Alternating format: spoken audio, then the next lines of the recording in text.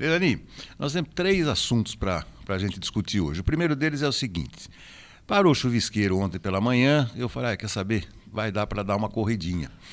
E só que aí eu quis introduzir algumas orientações interessantes que eu vi no programa do Márcio Atala no último sábado. Ele tem um programa na TV Jovem Pan e ele pediu para que uma profissional de educação física desse algumas dicas para incrementar principalmente caminhadas, não exatamente corridas, mas serve para corridas também. Então eu vou falar com uma especialista no assunto. Ela disse o seguinte: você pode incluir na sua caminhada ou na sua corrida determinados exercícios de alongamento, principalmente de agachamento.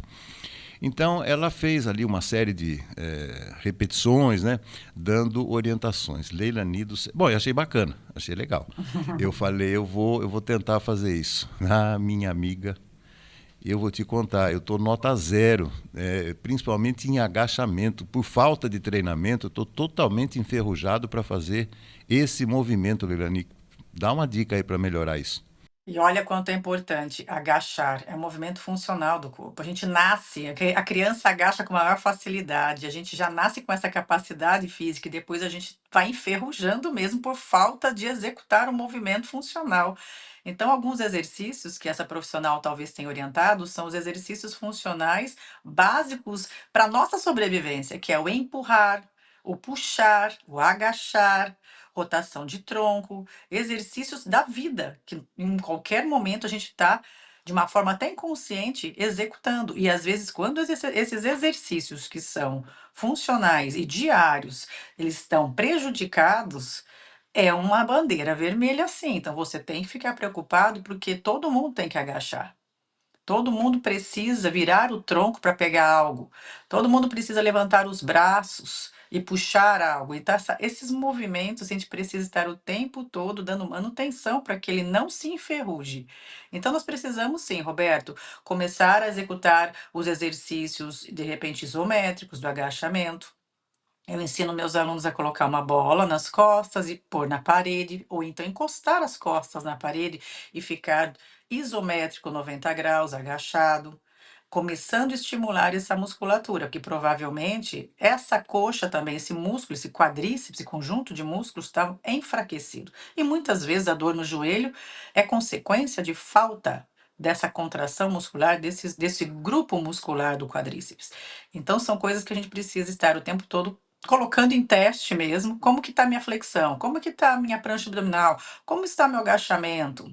Então são situações que a gente precisa estar nos autoavaliando, sempre, constantemente, para que a gente não enferruje. E como você acabou de dizer, foi uma coisa preocupante, porque se eu não estimular esse grupo muscular, eu também estou perdendo fatores cognitivos, porque já está comprovado a fraqueza de membros inferiores relacionado à demência. Quando eu frequentava mais academia, isso antes da pandemia, por exemplo, você colocar as mãos no chão, você em pé faz aquele movimento para tocar com os dedos no solo. Isso, quando você não passa da canela, é um péssimo indicativo, né? Esse é um treino, é um teste de flexibilidade. É. E junto com a sarcopenia, que é a ausência de músculo, a gente vai perdendo. Após os 40 anos, é uma luta isso, Roberto, para ganhar 1 quilo de músculo. É uma luta. Então, nós vamos perdendo junto a outra capacidade física também, a flexibilidade. Mas não é só isso. O equilíbrio. Como envelhecer com segurança sem treinar a capacidade física do equilíbrio? Então, você está vendo que são várias capacidades que eu tenho que estar em manutenção: equilíbrio, força, flexibilidade, resistência. Então, eu tenho que estar ali executando movimentos para o envelhecer com saúde. E não é, por isso que eu insisto em dizer, não é a sua caminhada que vai fazer com que você tenha longevidade e qualidade de vida ao envelhecer. Não é. Não basta só caminhar. E essa é a chamada que eu faço constantemente. Essa é a minha posição sobre o exercício físico, principalmente lidando com idosos, porque eles acham que dar aquela caminhada na praça ou no condomínio, levando o cachorrinho para passear é suficiente. E não é.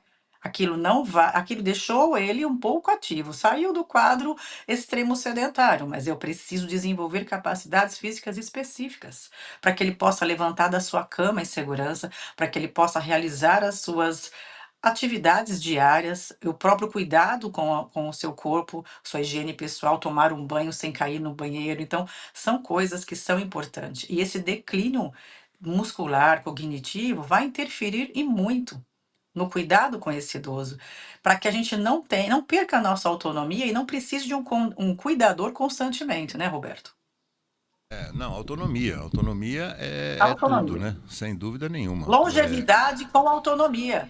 Com Porque se eu tenho, autonomia. eu invisto na longevidade. O que está acontecendo, Roberto? Se você der um Google aí, pesquisar, a palavra mais pesquisada quando as pessoas ganham, têm dinheiro, os milionários, Quente. multimilionários, o que que eles buscam? Longevidade. Eles buscam longevidade. Então eu preciso ter saúde física e mental, porque chega um momento que eu tenho dinheiro, mas eu não tenho capacidades físicas para ter autonomia. Então, por isso que eu digo, o que que é mais importante? Porque tem pessoas que falam assim: "Não, agora é a hora de trabalhar e ganhar dinheiro". Só que daí não está atento a essa questão de envelhecer com saúde. Daí chega um determinado momento da vida, ele perde a sua autonomia por não ter olhado para isso. Eu falo que a maior poupança da longevidade é você ter um corpo saudável, uma mente treinada, um músculo treinado para que você possa envelhecer e sem precisar do outro para sobreviver. Bem, ouvi muito sobre isso nesse final de semana, viu? Bom, pra gente fechar, e depois você vai falar também da palestra que acontece agora, dia 23, é, dá para executar isso durante a caminhada mesmo, Leilani? Ou você recomendaria que isso fosse feito em casa mesmo, com a orientação de um profissional? Olha, eu para quem me segue, já tem essas orientações todas no Instagram, nos meus reels, eu posto diariamente exercícios que você pode estar executando desde o momento que você abre os olhos na cama. Ali você já está trabalhando muito a flexibilidade, o alongamento, a mobilidade, a sua fáscia, suas articulações são lubrificadas, você já prepara o teu corpo para a ação. Dentro de casa você já pode fazer esses exercícios antes mesmo de sair para uma caminhada. Ou se vai fazer a caminhada, você pode dar uma pausa ali e fazer alguns exercícios localizados, que a gente chama, que é o agachamento. Posso usar o banco de uma praça para fazer flexões, para fazer tríceps, peito. Eu posso fazer a fundo. Então, tem vários exercícios que eu posso, durante a minha caminhada, dar uma pausa e fazer um circuito. Que eu super recomendo. Quando eu saio ao ar livre com os meus alunos, a gente faz um aquecimento de caminhada, dá uma pausa ali, faz um circuito local, volta a fazer uma caminhada ou um trote, depende do condicionamento do aluno. Isso se chama é um treinamento misto, certo? Exercícios resistidos com exercícios aeróbicos, que contribuem muito para o controle de peso, e você ali está trabalhando essas funções, as capacidades físicas, dando um up aí no seu treinamento, porque não basta somente o exercício aeróbico, ele é pouco, é um estímulo muito fraco. E muitas vezes, se você tem ausência de massa muscular, que são os seus músculos, se tiver com índice de sarcopenia, ainda você coloca em risco o seu coração, porque ele tem que trabalhar 5 vezes mais para bombear esse sangue. E os músculos, quando eles estão ativos, quando eu tenho massa muscular, eu minimizo o desgaste cardíaco. Você tocou num ponto importante. Quando eu frequentava a academia, eu fazia muito circuitinho lá, sabe?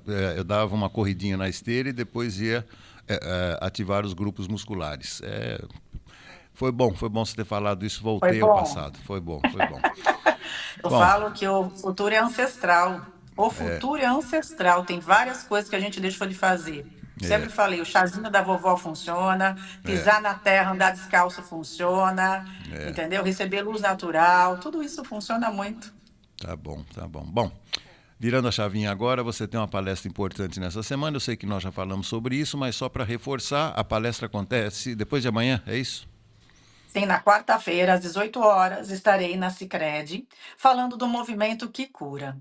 O que a gente deve fazer realmente para mudar essa estatística, principalmente do câncer, não só o câncer de mama, e o quanto a epigenética favorece esse avanço mesmo, até do entendimento da medicina, o porquê adoecemos e o que fazer, o como fazer essa mudança, como mudar o seu estilo de vida, para que você não culpe a sua genética, Não é a genética o preponderante